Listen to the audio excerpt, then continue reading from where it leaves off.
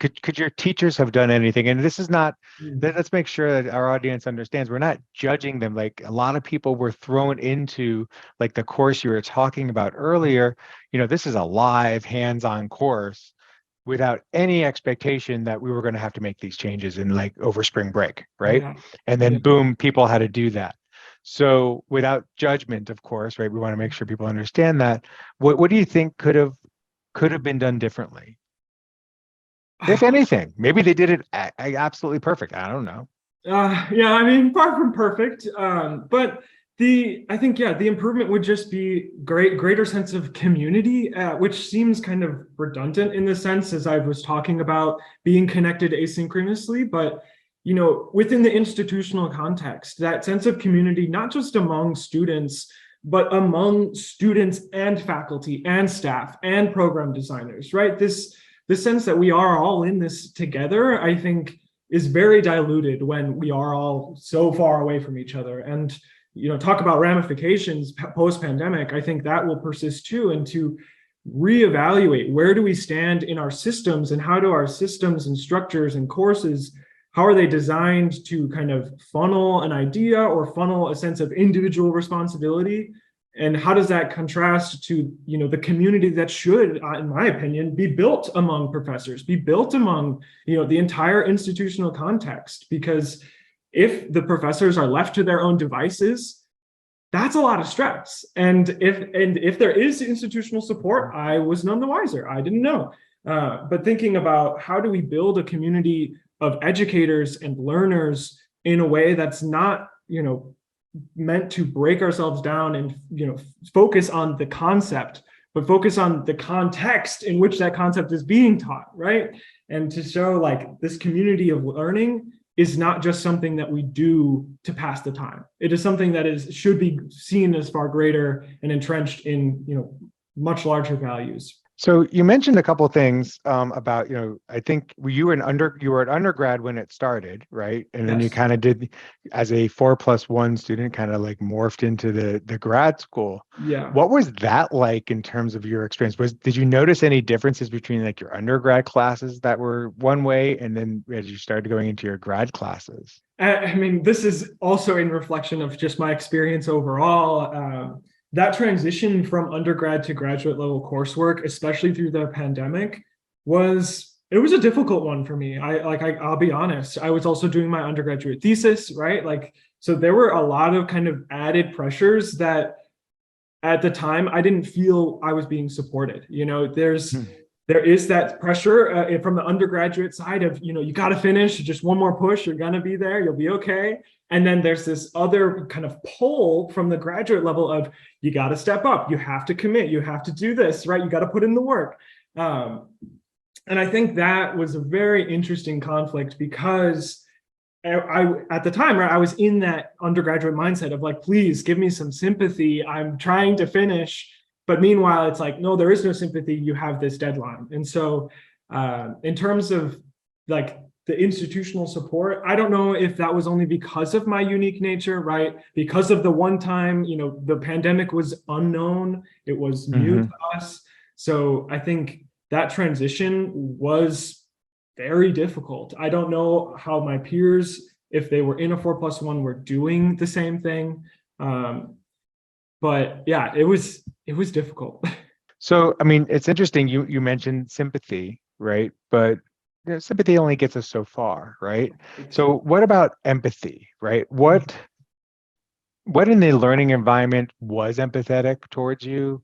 What could have been what could have been done better? Again, we're not judging it. We're all people. We all experienced it in our own way and such. So, and that's why we're getting all of these different perspectives, right? Yeah. So what challenges were faced there that you felt like could have been looked at a little more empathetically, or what could have been done better, or something of that nature? Yeah, and I appreciate your emphasis on the empathy here, because you're right. Sympathy is not quite the angle. Empathy, right? The ability to understand someone from their perspective, I think, hasn't been as necessary as it is now. Like maybe let me correct myself. it's always been necessary. I don't think we've realized it until now. I think thinking about the perspectives that others bring is imperative, right? It is unbeknownst to ourselves what other people are doing in their daily lives, what they bring to the table. And while I think the pandemic allowed us a little bit of empathy in the way that I could, if I don't have a virtual background, I could see into your space, I can see into your world. For better or for worse, that allows me some kind of empathy. And I think I talked about this earlier too, is like that does help facilitate some of that, but that's only in the concept. In practice, I think being more empathetic would have been, let's be more lenient on the pacing of these structures. Coming out of grad school, of undergrad, right? Thinking about the pacing in which I learn or which I, create a quality essay or approach an assignment really well, that takes a very distinct amount of time for every individual. And up until this point, we've been very confined to a similar timeline. And if there's anything that I've been reflecting on more, is what if that timeline is different for everyone? How do we approach this in a way that is, asynchronous, allows people to cover the content that they need to learn, but then do that with empathy so that they don't feel these external pressures to confine themselves to whatever that model is. And so moving forward, I would hope that there is more flexibility. There is, that sense of empathy around, hey, maybe you can't be in class every day, or if something comes up and you still want to be in class, we allow you to attend virtually, which I think does conflict with my sense of let's all be in person as much as we can. But again, that's also not being very empathetic to those who can't commute or who can't do this, especially if we think about the greater context of learning as a whole. Who's to say our education should be confined to this place and this time, when instead we know now that asynchronously it can work anywhere, regardless of when you do it. It's just about, helping people find the knowledge themselves, which I think is the largest and hardest practice of empathy that we can find. So let's shift just for a second here, and then we'll round up a little bit. Because now I know you're doing some work with accessibility, right? So can you talk a little bit about that in terms of how you think you're doing things differently now? Like, I don't know if this was a new job or whatever, but how are things being done or looked at differently because of the pandemic in order to create more accessible accessibility for people? The way you framed that, I think there's two ways to approach it, right? There's in practice and like in my work or in the work of our team, but then also like holistically as we approach it from the university perspective. I think to my knowledge, a lot of what the university has done is like, we go back to normal. We try to be as back to normal as possible. I think in my workspace, and when we talk about accessibility, we really focus on the policy and outcomes that drive economic ability and mobility. So what factors surround an individual in their life, and how do those play into their ability to see later life economic mobility outcomes? And so, based on where someone works and where they live and where they grow up, that has very, very important ramifications for where and what they do later in life. And so that motive hasn't really changed much from pre-pandemic, during pandemic, or post-pandemic. I think personally, the way I see it is like, before the pandemic, there was this sense of rigor and being here. And during the pandemic, it was like, okay, we're going to be as empathetic as possible. We weren't working in person. That was the university and CDC protocol. It was be safe, be remote, be away from each other. Coming back, I guess, post-pandemic, as we keep describing it, we're back in person as frequently, if not full time. I know that I have the ability to work remotely if I'd like. But again, I think I've described I'm more of an in-person kind of person. And so it's hard to say like what the post-pandemic outcomes have really been, other than, we had this really distinct point of empathy and understanding and flexibility, right? You talk about working from home or, whatever it is.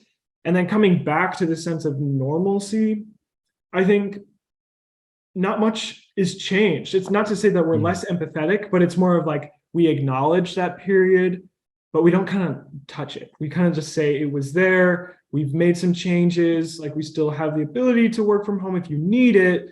But for the most part, let's try to keep things normal. Does that make sense?